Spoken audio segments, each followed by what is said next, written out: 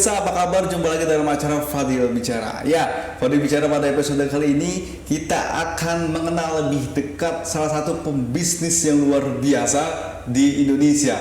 Dan kita ingin tahu sebenarnya apa sebenarnya trik-triknya begitu memang yang ingin disampaikan kepada masyarakat Indonesia.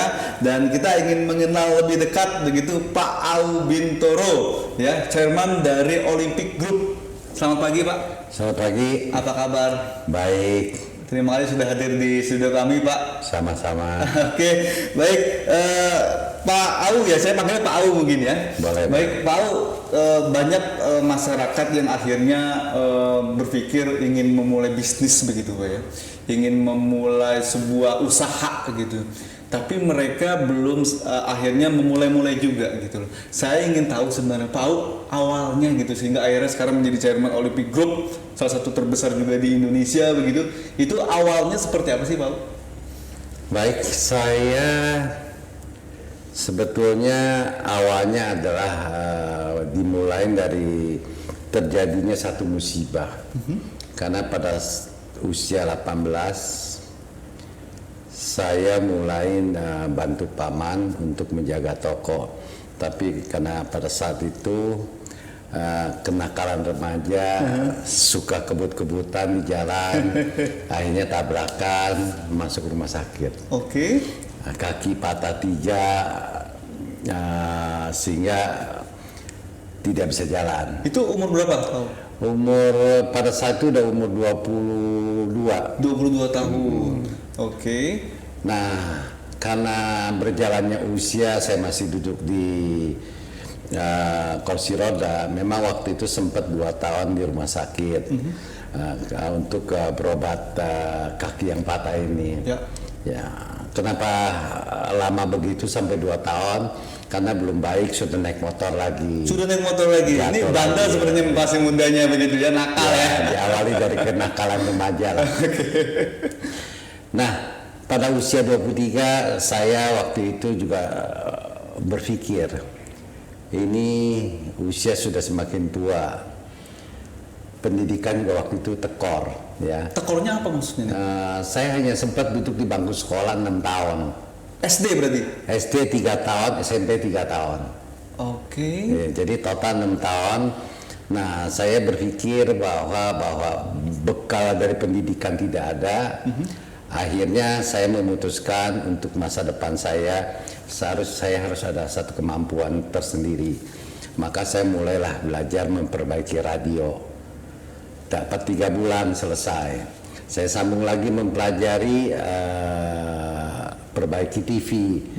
Di Jakarta dapat juga 3 bulan. Waktu itu masih pakai tongkat dan di atas kursi roda. Oke. Kondisinya waktu itu ya? Dengan pertimbangan ya kalau saya masih tidak bisa baik juga di kursi roda, saya bisa cari uang dengan memperbaiki radio. Karena pada waktu mudanya saya juga hobinya di sound system, di musik. Oke. Nah, jadi masih ada kaitannya lah kepada elektronik.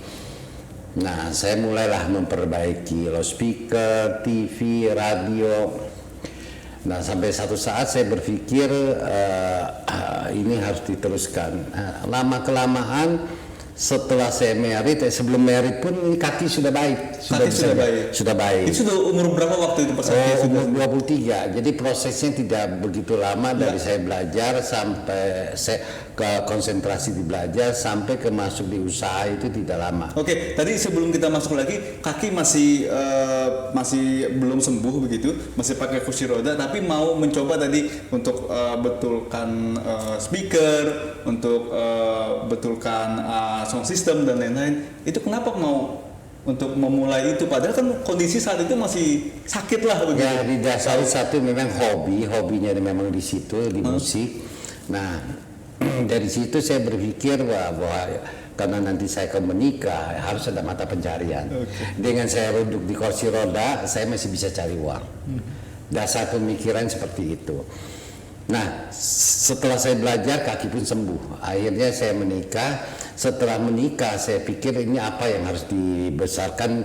Toh udah menikah gitu hanya sebagai montir radio atau montir TV itu kan kurang begitu baik.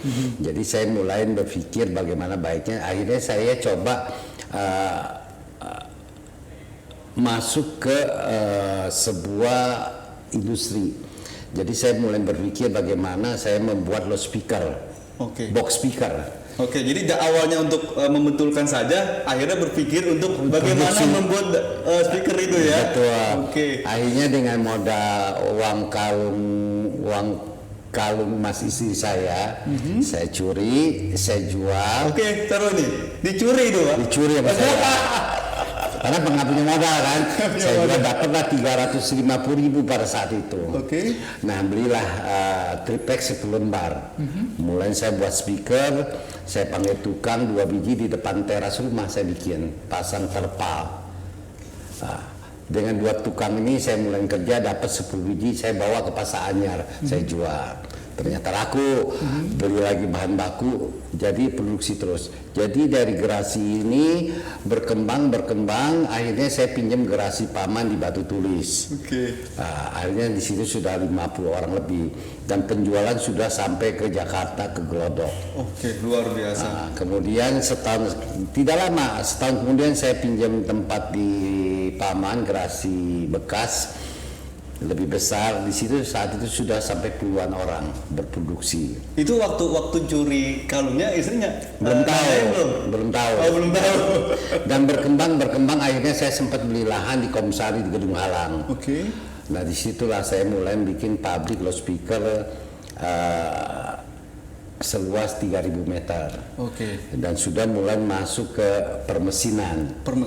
Bukan tukang lagi, tapi sudah masuk ke permesinan. Itu awalnya berarti cuma karena hobi ya? Karena hobi dengan sound system, akhirnya berkembang, muncullah tadi ide untuk bagaimana membuat perusahaan sendiri gitu ya? Betul.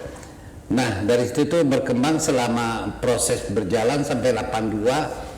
Saya mulai melihat satu perubahan fenomena yang kira-kira buat saya membahayakan. Mengapa loudspeaker makin hari makin kecil? Ya waktu itu saya sudah melihat ada satu tendensi yang mengancam usaha saya. Nah saya mulai berpikir, wah ini harus cari satu peluang bisnis baru. Nah pada satu hari sore-sore waktu itu hujan-hujan, saya berdiri di depan rumah, ada sebuah mobil T120 Mitsubishi, bawa sebuah lemari dan satu meja besar terbuat dari kayu jati.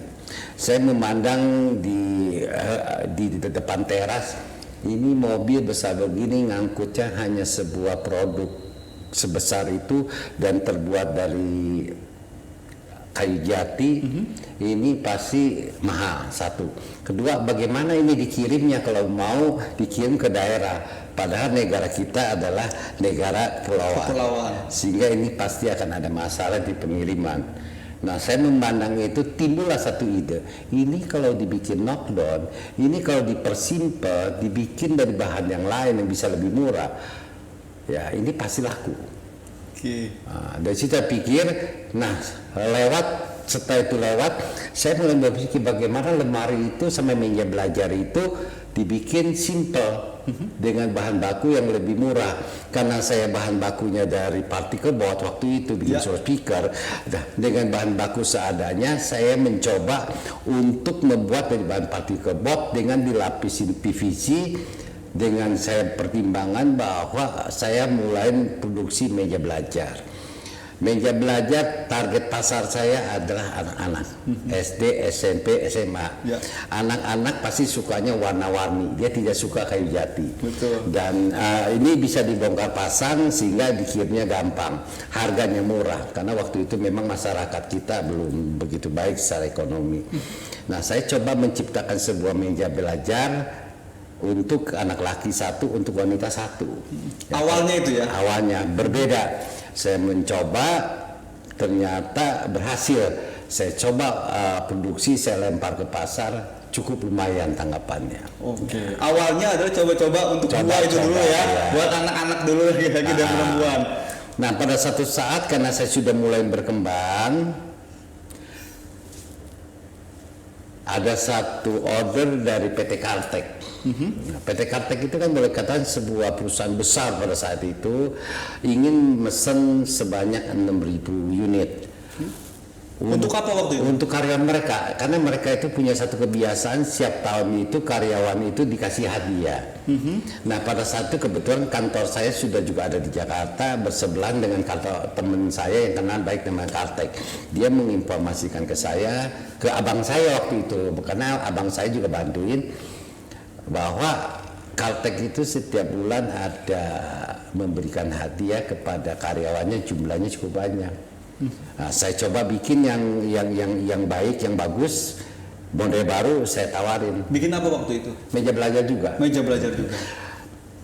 Akhirnya mendapat satu tanggapan yang cukup baik, ya kan, ditawarkanlah ke pihak manajemen Caltech. Nah, sementara mendapat informasi di sana positif bahwa mau order. Nah, saya waktu itu boleh katakan pabrik saya ini masih 30 meter persegi, 3.000 meter persegi, produksinya paling satu bulan bisa 300 sampai 500 unit. 500 unit. Waktu itu ya. Padahal ini orderan 6.000, ya kan. Nah, bagaimana saya supaya bisa pemenuhi? Karena saya nggak penuhi kan pasti bisa denda kan? Ya, penalti lah begitu. Nah, karena PO-nya belum turun, saya begitu yakinnya akan dapat order ini, saya curi start, saya mulai duluan. Waktu itu padahal belum dapat order dari PT itu ya. Dengan modal keyakinan saya mesti bisa dapat. Saya mulai beli bahan baku, produksi siang malam. Waktu itu sudah sampai 3.000 unit lebih, dan barangnya sudah jadi, taruh di depan rumah. Itu berapa bulan produksinya waktu itu? 3 bulan sudah 3 jalan. bulan. Itu gaji karyawan dari mana? Memang waktu itu sudah mulai berputar, pinjam sana pinjam sini, Pinjam sini ya. Karena waktu itu saya mengandalkan kepercayaan, jadi semua orang mau bantu saya.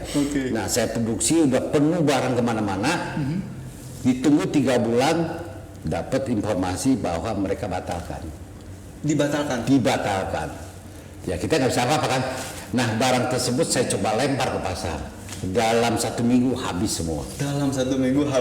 Luar biasa. Dan setelah itu saya lemparnya ke sekolahan ya. Nah, dari situlah orderan makin dahsyat. Jadi akhirnya pabrik tiap tahun ekspansi 2 kali lipat, 3 kali lipat ekspansi terus. Sampai sampai karyawan menjadi ribuan. Jadi kegagalan Caltech ini membawa hikmah. Jadi saya mau modal nekat itu ya. Tadi Bapak ceritanya dari Bapak banyak kegagalan begitu, dari akhirnya jatuh dari motor gitu kan, mencoba-coba untuk produksi kecil-kecil, akhirnya bisa produksi yang besar gitu untuk sound system, dan itu jadi coba karena emang ingin masuk ke salah satu PT Caltech tadi itu, karena gagal dijual ke pasaran, akhirnya dilakukan dan sampai sekarang. Luar Jadi biasa. ya memang diawali oleh satu mimpi bahwa saya bisa jual ini kemana-mana di seluruh Indonesia. Ya, nah kemudian dilengkapi oleh nyali. Saya begitu besar, saya langsung mencegaskan, langsung produksi besar-besaran. Ternyata gagal. Nah, di gagal ini adalah satu hikmah buat saya. Setiap kegagalan, disitulah rezeki akan datang. Luar biasa. Itu yang kita dapatkan. Jadi kita ini tidak perlu takut gagal kalau mau berbisnis, karena setiap kita gagal, kita mampu mengatasi, pasti di situ rezeki akan datang. Luar biasa. Baik, masih banyak akan kita perbincangan, kita harus break dulu sebentar gitu. Pak Ubindoro, masih banyak hal inspirasi yang akan kita dapatkan dari Pak Ubindoro, Chairman dari Olympic Group. Sesaat lagi tetap di Fadil Bicara.